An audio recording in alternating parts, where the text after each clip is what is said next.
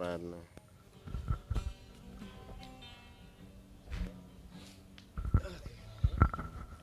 Sembari main gitar kita podcastan. Oke, assalamualaikum warahmatullahi wabarakatuh. Waalaikumsalam warahmatullahi wabarakatuh. Balik lagi di acara Nasib TV. Sini Til. Obrolan sekitaran orang-orang yang lagi pening dan juga lagi pusing.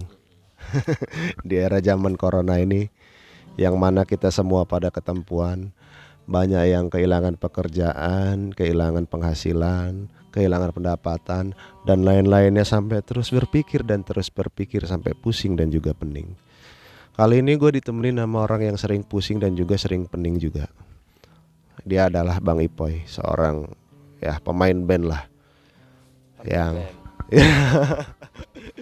yang mana sering pening dan pusing di era-era corona ini. Jadi gimana Bang, kabar lo? Keadaan perjalanan hidup lo di era-era zaman corona ini, nambah pusing, nambah pening, apa nambah ruwet? Waduh, mau dibilang ruwet ya ruwet, mau dibilang pusing ya pusing. Ya dibawa enjoy aja lah. Sekarang mah kan gimana nggak mau sekarang. Memang keadaannya semua begitu juga kan, kawan-kawan juga pada ngejerit sekarang ini. Mau usaha segala macam udah nggak bisa jalan lagi udah. Ya itu aja intinya, tetap harus kita bersabar aja lah, jalanin. Harus sabar dan tunggu. Itu jawaban yang kami terima. Kalau kata Iwan Fals ya. Dan ujung-ujungnya ternyata kita harus berjuang, robohkan setan yang berdiri mengangkang. Oh ya, bongkar. Bongkar. Oke deh. Jadi menurut Kita harus bongkar. kita harus ngebongkar setan-setan yang berdiri mengangkang itu seperti apa contohnya sekarang ini, gambarannya menurut lu sendiri Bang, setan-setan yang berdiri mengangkang ini. Ya kita harus hadapin dengan senyuman aja lah, biar kita tetap bahagia, tetap bersyukur.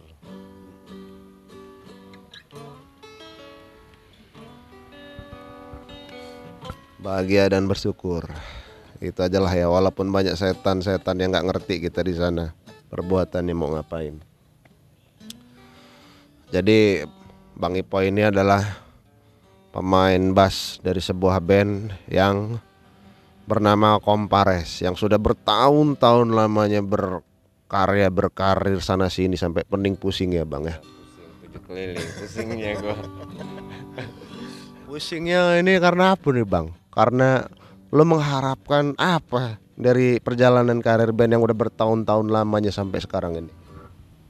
Enggak, gua berharap banyak sih kalau untuk sekarang ini, ya berharap gua bisa menghibur orang, kawan-kawan, itu aja sih. Ya intinya juga kalau bisa kita bermusik, kita bisa menghasilkan gitu ya, untuk kembali lagi untuk kebutuhan orang rumah coy. Orang rumah di rumah, gimana caranya main musik itu, yang suka main musik jadi menghasilkan penghasilan gitu. Jadi ya apapun kegiatan di musik bisa benar-benar jadi apresiasi yang benar-benar memenuhi kebutuhan hidup orang banyak. Bukan orang banyak sih ya, orang-orang terkait lah. Jadi band Kompares ini sebenarnya filosofinya tadi udah dijelasin juga sama Bang Ipoy. Kompares ini adalah komplotan orang-orang stres. Anak-anak stres. Anak-anak stres, Kompares, komplotan anak-anak stres. Stresnya tuh gara-gara apa Bang? Karena kita stresnya stres mikirin musik. Kayak mana kita bisa bermain musik, berkarya, itu aja untuk ngehibur lagi kembali. Jadi stresnya Bukan stres karena stres putusin pacar ataupun enggak. Kita situ untuk berkarya aja. Jadi gue punya komunitas itu kan dulu kan. kita untuk berkarya, harus kita stres. Gue juga banyak ngerangkul anak-anak kawan-kawan yang dulu jalannya udah nggak bener sih, ke narkoba, gue lariin ke situ. Jadi kita punya karya gitu, punya. Jadi stresnya karena musik, bukan karena mikirin nasib. Ya nasib juga sih, nasib musik. Jadi gua tuh di musik tuh harus gimana gitu lah ya maksud lo ya. Supaya Iya. bisa bisa jadi sesuatu something banget tuh musik kan gitu. Atau di era yang pernah gua lihat gimana sih dari musik ini gua bisa ngubah nasib jadi orang kaya, jadi artis terkenal. Dulunya sih begitu kepikirannya, zaman dulu sih gue pikiran begitu. Kalau pas kesininya ya gue nggak, ya artis itu bisa di luas, di art itu kan seni kan, artis itu kan penggiat penggiat seni, jadi bukan jadi selebritis ya istilahnya kan. Ya tetap artis, gue ini artis, musisi-musisi di Lampung semua artis. Art itu seni, isi itu orangnya orang yang menjalankan seni, walaupun nggak terkenal se-Indonesia. Cuman kebanyakan orang ngategoriin artis itu harus terkenal, harus jadi orang kaya se-Indonesia. Nah gitu ya, selebritis kalau mereka kan. Cuman kebanyakan orang mengategorikan gua main musik nih, gua ada artis nih bakal terkenal. Allahu alam. Karena ya itu tadi balik lagi kita memilih musik mau stres di musik itu tujuannya buat apa bro kan gitu, buat sekedar have fun hobi pengen ditonton orang walaupun nggak banyak-banyak amat atau emang target. Jadi buat tuh sendiri itu pada era waktu itu musik itu buat target apa buat iseng aja bang? Ya intinya kemarin dulu itu awalnya sih gua ya pengen ngeband aja. Kalau zaman masih SMA SMA itu kan pengen ngeband lah dulu kan, pengen banyak cewek dulu kan, cewek-cewek kan. Intinya nggak ada, belum kepikiran ya kesininya, akhirnya kita kepikiran kita harus punya karya utama itu kan. Lu ngeband ngeband nggak punya karya kan kerok kita kan, kita punya karya sendiri gitu kan akhirnya. Oh ya kalau sekarang mah enak, kita punya, mau punya karya juga tinggal, kawan-kawan juga udah banyak yang ngetrek di punya tag kan, punya studio kan kita. Kalau zaman dulu mah susah, kita mau ngetrek aja, mau recording sampai bisa. Kalau paling zaman dulu itu paling das aja di Lampung itu. Kalau enggak kita Jakarta, Rumio belum bisa dulu, paling cuman live aja dia. Kalau dia untuk ngetek belum, ya das itu dulu das sempet di DJ, susah banget dulu mah. Kalau sekarang kan, nah makanya zaman sekarang ini makanya udah enak, ini kita manfaatin lah. Mau lo mau terkenal juga lo, kalau mau nggak perlu masuk TV juga, lo main YouTube sekarang ini kan, YouTube itu kan bisa nge-backup kita sebagai ini juga kan, terkenal, bisa kita viral di sekarang ini. Yang penting lo mau kreatif aja sih di YouTube kan. Bisa jadi bahan promosi Iya. dan juga dokumentasi koleksi YouTube itu. Seperti itulah ya. Jadi dulu itu obsesinya biar banyak cewek ya bang ya, Iya, ngeband kalau itu dulu ya. mah banyak cewek. Kalau zaman dulu mah nggak mikirin kita pulang dapat duit ataupun enggak gitu kan, yang penting Tapi emang kadang-kadang beneran tuh langsung dapet cewek banyak pada era waktu itu. ya nggak aja sih ya, ada yang mungkin yang kita GM dulu kan tuh cewek kan, ya ada sih begitu, ada yang begitu. Kalau dulu kan zaman kita ini jadi pemain band itu kan banyak idola, banyak penggemar pasti kan, Karena dulu kalau band kita terkenal kan. alat band tuh langka, jarang ada yang punya Iya. dulu itu. Kecuali orang berduit banget. Jadi band itu ya salah satu alat, jadi hal yang mengidolakan pada waktu itu. Wah anak band lo, anak band keren kan gitu. Padahal ngeband juga belum tentu dapet duit ya. Iya, seneng-seneng aja dulu mah, Seneng jadi aja. festival. Jadi Yang penting ngumpul-ngumpul aja lah sama kawan, biar bisa ngumpul sama kawan intinya kan nih. Apalagi udah lama kayak gini, udah ada tempat juga kita untuk ngumpul-ngumpul, akhirnya kawan-kawan yang lama kita bisa ngumpul juga.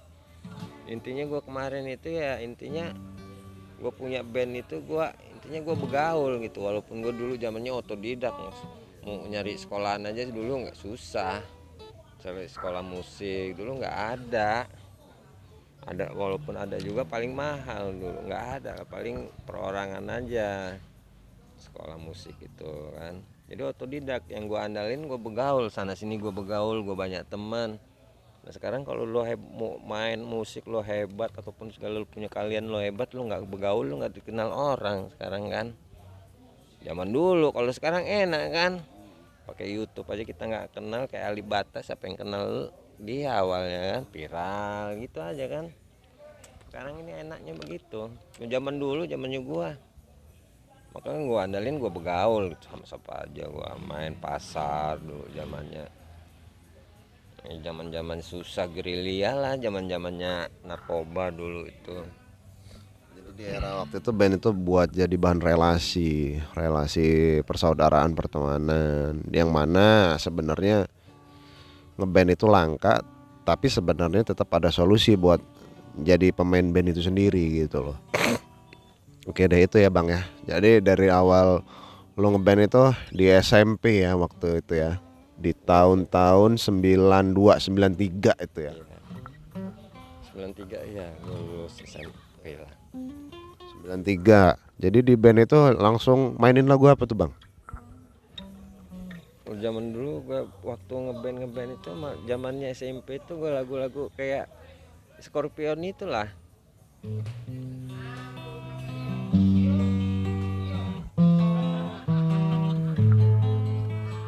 Nah itu gue dulu pertama kali gue bisa main gitar SMP. Itulah gue ngeband lagu-lagu gitu, lagu-lagu.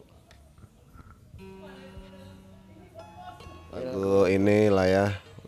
Lagu Led Zeppelin yang agak sangarnya ya. Itu belum sanggup gue yang kalau Zeppelin ke gue mulai itunya SMA itulah gue bawa Rolling Stone kalau enggak ya. Stone ya. Era-era perjuangan, belum pakai distorsi waktu itu. Iya. Tahun 93 sampai terbentuklah Kompares di tahun berapa tuh Bang? Kompares 93 berdiri itu adanya memang dari tahun 93 Kompares. 93 sampai rame-ramenya di 98 di era Ya, Slankers Lampung. Slankers Lampung lagi rame-ramenya itu 97 98 yang mana pendahulunya anak-anak slang yang berangkat ke potlot itu dari Kompares dulu, setelah itu Kenari menyusul ya. Karena waktu itu di Kompares di Zebra tempat lagi nggak ada, pindahlah waktu itu ke Kenari di Widya Loka yang ada tempat lapangan nggak kepake gitu lah ya, make di situ. Ada dulu rumahnya Om Diding itu. Ada lapangan tenis kalau nggak salah di situ. Ya di situlah. Widya Loka itu sekarang jadi hotel itulah. Hotel apa itu belum jadi itu dah. Hotel depan Gramedia ya. Iya. Jadi di situ sejarahnya. Ya salah satu inilah komunitas di Bandar Lampung yang banyak orang-orangnya lah ya. Slang waktu itu ya. Itu lagi zaman-zamannya selengker bener lagi ya mulai berkembang-kembangnya besar itu. Masih jarang-jarang ya, dulu bayangin untuk daerah baru selengker Bandar Lampung, selengker Lampung aja yang diresmiin sama slengnya langsung itu untuk daerah. Karena waktu itu pertama kalinya Slankers yang di luar Jakarta itu Lampung di tahun 98 pasnya ya. 98 tuh Lampung, di korannya ada ya waktu itu ya, masuk koran pada waktu itu. Karena walaupun di Pulau Jawa juga belum ada ya, Semarang, Jogja. Ya ada mereka, tapi mereka nggak diresmiin sleng sama slengnya langsung. Jadi slangnya langsung Mas Bim sama kakak datang waktu itu. Ya datang lengkap personil orang itu di sana. Jadi sempat jamming lah waktu itu di situ ya. Nggak sempet sih jamming, cuman mereka ya mereka aja yang main. Sleng aja yang main berapa lagu itu ya. Waktu itu begitu. Foto-fotonya masih ada kali ya. Masih ada sih itu di Selengker kalau nggak salah. Di Selengker Sekerta di ininya sekretariatannya. Di potlot ya. Enggak, di Patsendi apa ya, Selengker Lampung ya. Oh iya iya, di era waktu itu Lampung sangat ini banget waktu itu sama slang fanatik. Oke deh, itu di era-era salah satunya keterkaitan Komparis sama Slankers dan juga Kenari, tempat yang benar-benar berpengaruh ya dalam perkembangan hobinya anak-anak musik ngeband waktu itu. Oke deh, ini balik lagi di era ininya. Jadi buat harapan lo buat anak-anak ngeband di Lampung ini gimana nih Bang, masalah karya-karyanya yang lagi mandek-mandek, lagi pening-pening, pusing-pusing ini harusnya bagaimana anak-anak band ini demi kekompakannya tuh gimana gitu. Ya, ya tetap berkarya ya, harus berkarya, dan juga ya kita harus intinya bergaul lagi, kembali lagi kita ngobrol, punya ide, punya apa. Kayak di sini kita punya ide, punya apa, kita inspirasiin di sini, kita buat acara, pakai mana nantinya kan. Ya kita ramein lagi aja lah untuk anak-anak. Kita kumpul satu titik, kita jangan pecah-pecah, punya ini, punya kelompok masing-masing gitu kan. Tetap kita harus punya wadahnya. Wadahnya ya di sini Pasar Seni, Iya, kebetulan. tetap harus di sini. Kita memang dapat stage dari disediain tuh kan, untuk yang panggung besarnya, stage besarnya ada di sini. Kita untuk stage lesehan kan bisa di sini kan, Amplakan. pelakan. Ya mudah-mudahan pandemi cepat berlalu dan kita juga bisa kita buat acara besar lah kalau bisa, untuk pertama kalinya Bandar Lampung. Gimana kita kumpulin band-band senior juga, kita bawain lagu-lagu 90-an kan. Senior dan junior yang saling Iya, merangkul. lagu-lagu 90 kita gabung semua. Ya. Walaupun yang masih baru-baru ngeband junior ya saling membaur nggak apa-apa lah. Saya tergolong gue juga baru diketahuin orang tahun berapa ya? Tahun 45. Tahun tahun zaman Android aja, zaman Facebook orang pada punya sama YouTube. Nggak kerasa juga ya. Ya gue juga orang tahun berapa sih main musik? Nggak ini amat, nggak bagus-bagus amat main musik gua. Cuma numpang sana numpang sini, walaupun gua ngebandnya nggak jelas. Nasib es. Jadi harapan itu tadi, kalau bisa anak-anak band di Lampung itu saling solid, silaturahminya ada. Jangan saling sikut lah ya, saling sok ngartis, sok jago paling. Wah gua nih ciptaannya paling top. Belum tentu ya kayak gitu ya. Kayak mana kita bisa ngetop kalau umpamanya kita nggak ngehargain kegiatan orang lain. Nah itu juga sih. Ya kembali lagi, intinya kita harus, kalau kita mau dihargai lah, kita harus menghargai orang lah. Jangan kita mau dihargai tapi kita nggak mau ngargain orang, kan kayak kita Erok. nggak bisa hidup itu kita di kelompok orang banyak gitu kan. Jadinya pasar seni ini diadakan oleh panitia beberapa penyelenggara supaya ya anak-anak band itu supaya jangan buntu kreativitas lah ya. Istilah kata jangan sampai senuk, stres beneran, sakit beneran ujung-ujungnya gila gara-gara aduh gue ini musik harus ngapain sih? Gue udah total udah habis duit berjuta-juta, udah ngetrek, udah ngayal mabok gak jadi artis. Stres yang adanya ya, gitu. Stres beneran lu nanti. Beneran ya. Nah itu. Jadi stres itu harus ada takarannya bro, jangan berat-berat. Boleh istilah kata ala kadarnya berseni. Cuman itu tadi harus bersosialisasi, memahami setiap musisi. Oke deh. Itu ya tadi pembahasan dari Bang Ipo ya. Yang mudah-mudahan bisa jadi masukan buat anak-anak band yang lainnya, karena Bang Ipo ini udah ngelotok pening lama juga main musik bro. Udah sana sini cuman di budget thank you. Ya Bang.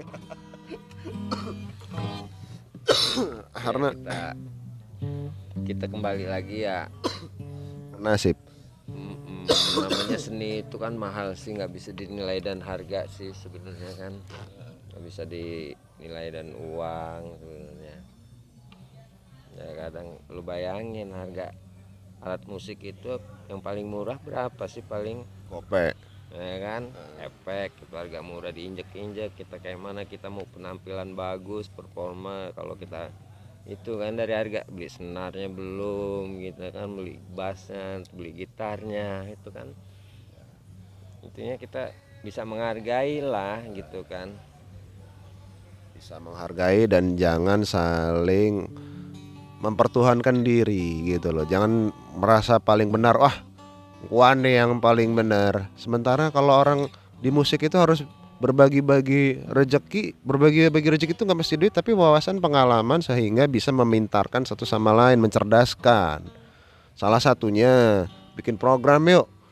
Gimana ngeband ini kita itu bisa benar-benar dihargai walaupun di acara kecil-kecilan. Yang mana masyarakat kan sebenarnya masih ragu mau nanggep ngeband kalau ada hajatannya gitu ya Bang ya. Yang dibilang wah ini sok beginilah, sok idealis, sok ini, sok itu. Yang padahal sebenarnya nggak juga sih seperti itu tuh. Bukan nggak ada solusi, tapi ya dimana kita harus saling bantu. Namanya ngeband itu walaupun ada idealismenya, kalau waktunya mengindustri di acara industri ada job ya kita bisa aja sikat-sikat aja ya Bang ya. Sikat-sikat aja, ajar aja. Ajar aja itu dari budaya ngeband itu ya seperti itu gitu loh. Jadi jangan ragu kalau ketemu band idealis ya, contohnya kayak Bang Ipo ini Kompares rock and roll, slankers banget. Wah, cuman seleng doang ya enggak juga ya Bang ya. Iya, tema-temanya aja kita bisa nempatin di mana kita main, acaranya apa gitu kan. Kalau waktunya wedding ya love song, Dangdut. dangdut. Kalau gua nggak munafik sih sekarang, ya sebenarnya nggak bisa sih kita mau. Ya itu lagi kita hidup di Bandar Lampung ini, kita ngendalin idealis juga sekarang ini kan kerok kita. Ya gimana sih kalau kita punya cita-cita ataupun punya keahlian, kita di situ kita bisa menghasilkan kan, bisa ngidupin keluarga ya walaupun belum seutuhnya gitu kan. Ya gua apa aja, wah ngamen mana-mana ya ngamen, intinya main di kafe juga ngamen. Semua musiknya begitu kodratnya. Cuman Main di panggung ya ngamen gua gitu kan intinya. Cuman pengamen. Cuman dikurangin lah ya kalau bisa budaya di Lampung ini kebanyakan itu saling sikut, saling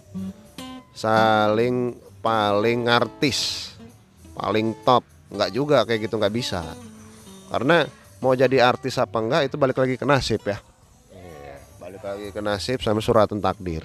Takdir gitu loh. Bukan masalah mau jadi apa enggaknya, yang penting citra buat Lampung itu sendiri ternyata selebritis lah. Kalau artis itu ya kita juga semua artis itu. Artis itu kan pegiat seni aja gitu kan. Siapa semua bisa artis. Menot artis, dia seniman. Luas nih itu kan. luas seni. Musisi, seniman yang Main punya, sinetron. punya istilahnya yang punya kreativitas lah. Bisa dibilang seni kan. Jadi yang penting itu gimana citra budaya di Lampung sendiri itu orang-orangnya enggak terlalu rusak gara-gara citra obsesi yang berlebihan yang industrinya entah kemana. Kalau bisa di Lampung tuh kita mengindustri dengan sendirinya ya, mengolah manajemen sendiri di Lampung ya, dengan grid sendiri sehingga bisa memperkenalkan di luar ada harganya Lampung kan gitu.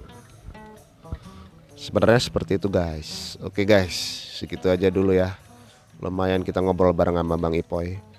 Walaupun nasib TV ini obrolan orang-orang yang lagi pening, lagi pusing, tapi tetap ada solusi dari saran-saran dan masukan yang udah disediakan. Oke, thank you. Gue tutup dulu. Assalamualaikum warahmatullahi wabarakatuh.